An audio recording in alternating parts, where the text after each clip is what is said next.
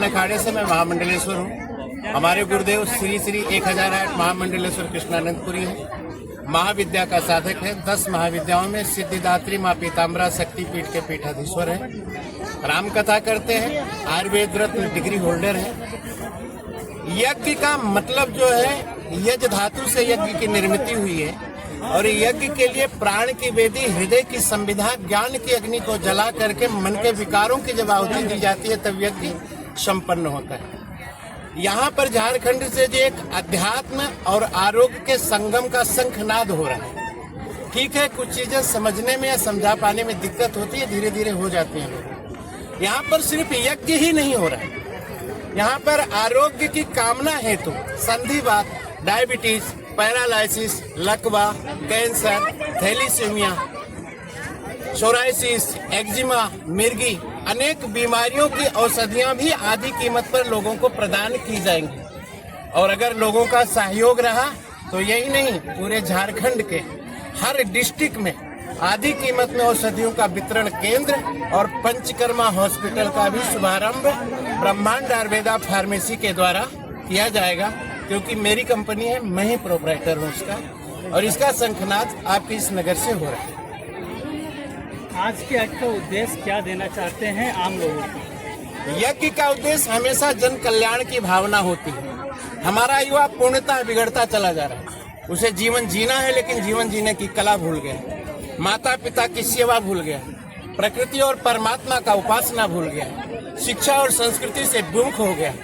तो इस यज्ञ से हम उनको शिक्षा, संस्कृति, कला, कौशल, कुशलता और राम की कथा जो होगी उसमें राम के जीवन की मर्यादा समस्त क्षेत्रवासी या जीवसनी युवा वर्ग के लोगों के जीवन में उतारने की चेष्टा करेंगे।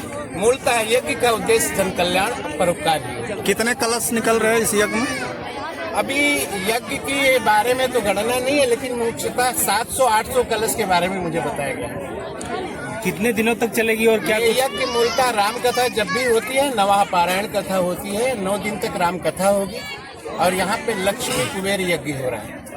लक्ष्मी कुबेर 8 प्रकार की लक्ष्मी की प्राप्ति होती है जो इस यज्ञ में बैठते हैं, जो नए संयम नियम से रहते हैं, जो अपने जीवन में सब कुछ उतार लेते हैं, उनके 8 प्रकार की लक्ष्मी का वास होता है। और ऐसा कहता है कि कुबेर के समान वो धनवान बन जाता है। औषधि वितरण का शेड्यूल क्या रहेगा? औषधि वितरण 10 बजे से 5 बजे तक होगा। और जगह जो है, यहाँ पर वो स्कूल है, अभी मुखिया जी बता देंगे, वहाँ पर 10 बजे से 5 बजे तक लोगों का औषधीय वितरण होगा। और 7 बजे से 10 बजे तक राम कथा होगी। कल यहाँ पर आज जैसे मंगल कलश यात्रा निकाली जा रही है, तो कलश यात्रा का मतलब होता है वैदिक सनातन की सामूहिक एकता, ऊर्जा शक्ति। जो माताएं कलश धारण करती हैं उनका निर्मल्य, उनकी शुद्धि, उनकी पवित्री सकारात्मक ऊर्जा और वैदिक सनातन की सामूहिक एकता का भाव माना जाता है। क्योंकि कलश कोई साधारण वस्तु नहीं है, कलश में सभी देवताओं का आवाहन किया जाता है। कलशस्य मुखे विष्णु, कंठे रुद्रा समाश्रिता, मूले तव स्थितो ब्रह्मा, मध्य मातृगणः स्मृता, कुच्छौ तु सागरः सर्वे। इस प्रकार से समस्त देवताओं का आवाहन होता है। मंगल कलश यात्रा आज निकाली जाएगी, वापस आके मंडप प्रवेश होगा, संध्या काल से कथा का शुभारंभ होगा और कल अरण्य मंथन करके, अग्नि प्रज्वलित करके यज्ञ का शुभारंभ होगा। तो हम तो यही कहेंगे कि ज्यादा से ज्यादा गुरुजन, परिजन, नगरवासी, क्षेत्रवासी सभी लोग आकर के इसमें भाग लें और राम जी की कथा को सुन करके अपने जीवन में वो त्याग लाएं जो मातृत्व का भाव लाएं, वो त्याग लाएं जो भ्रातृत्व का भाव लाएं, व्यसन मुक्त बने। आप लोग व्यसन से अपने जीवन का निधन कर देते हैं। आपको परमात्मा ने शरीर दिया है, आप इस जीवन में 10 रुपया का दूध नहीं पी सकते हैं, आप मदिरा का पान करते हैं, आप मांस भक्षण करते हैं। पी करके जब आपको लिवर कोलाइटिस अल्सर हो जाता है, उस छोटी बच्ची से पूछिए जरा कम समय में जिसने अपने बाप को खो दिया होगा, उस बाप से पूछिए जिसने अपने बेटे को खो दिया होगा, उस माँ से पूछिए जिसने अपने बेटे को खो दिया होगा, जिनके बच्चों का सपना टूट जाता है। तो हम जागेंगे, सब जागेंगे, हम सुधरेंगे, युग सुधरेगा। व्यसन मुक्त भारत, आरोग्य युक्त भारत और वैदिक सनातन युक्त भारत की कल्पना लेकर के राष्ट्र धर्म और धर्मार्थ की सेवा को लेकर यहाँ से हम आज शंखनाद करेंगे। बहुत बहुत धन्यवाद। साथ ही जो आधी कीमतों पे दवाइयाँ उपलब्ध कराई जा रही है उसका भी लाभ लें।